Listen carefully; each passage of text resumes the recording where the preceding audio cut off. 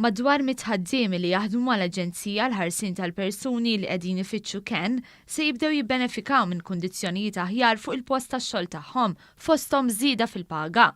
Dawn il-ħaddiema li huma l-ewwel nies li jagħmlu kuntatt ma' immigranti li jaslu f'Malta se jaraw opportunitajiet ta' xogħol aħjar. Il-ftehim li ġie ffirmat bejn l-Aġenzija AWAS u l-General Workers Union jistipula wkoll kors speċjalizzat biex il-ħaddiema jkunu aktar imħarġin.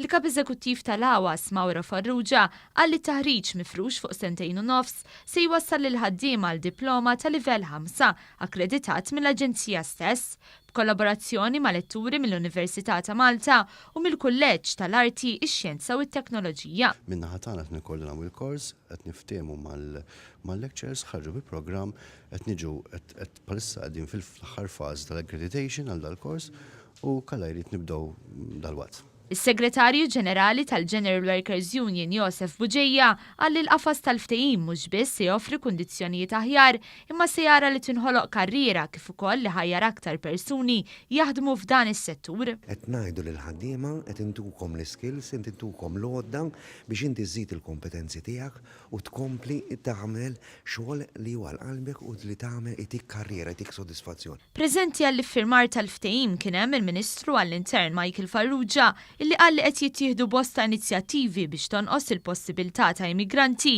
illi jaslu fl-Unjoni Ewropea. Waqt li sostna li Malta se tkompli tiġġieled it-traffikar uman, Malta mhux se toqgħod lura mir-responsabbiltajiet tagħha.